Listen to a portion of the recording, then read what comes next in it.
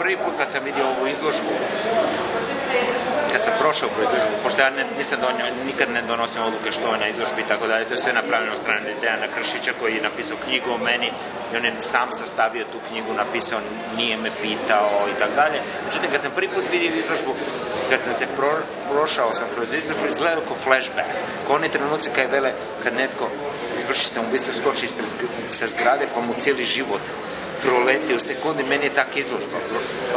Onak čudne nekakve emocije su mi se provalile u glavi, zato što neke od ovih radova ja nikad nisam vidio, ih nisam vidio otisnute uopće, a s druge strane neke sam totalno zaboravio. I onda, djelomično zato što sam bio, kako to reći, sram me je bilo, pa sam projurio kroz izložbu, jer nisam htio gledati, jer sam bio vrlo nervozan i živčan negdje unutra, u pleksusu.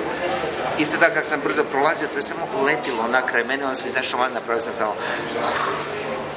Tako da je to vrlo čudan jedan osjećaj. Mene jedino što me spašava od ovakvih izložbi je to što vjerujem da ovo što radim danas je važnije nego ono što sam radio prije. I što se nadam da će biti nešto bolje nego ono što sam radio prije, ali to je... Koji je razlog? Zbog čega je nešto sad važnije? Pa zato što bilo bi užasno tužno da sam svoje najbolje radove napravio prije 20 godina. To je jedna stvar. A druga stvar, ako ste nešto napravili prije 10 ili 20 godina što je savršeno, zašto raditi ponovo?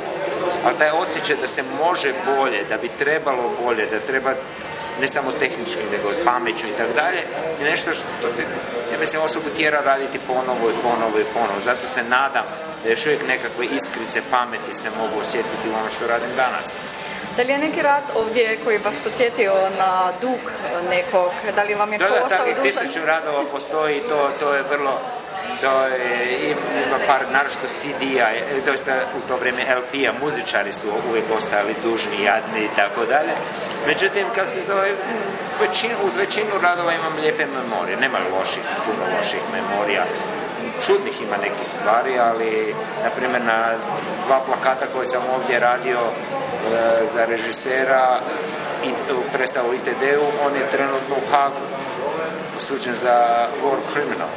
Na jednom od LP-a se muzičar zahvaljuje 90. bratu Arkanu. Mi nismo imali pojma ko je brat Arkan, tako da su to neke čudne stvari.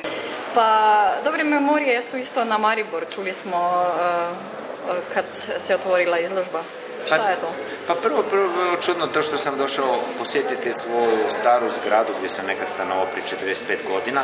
Znači se ispostavilo da cijela zgrada nesrušena, vrata su razvaljena, tako da sam mogao ući u zgradu, ušao sam u stan gdje sam stanovao, ušao sam u svoju sobu gdje sam stanovao i dok sam gledao kroz prozor, Goran Hadžić-Halilović, koji je bio sa mnom, veli, pa to je tvoja izložba.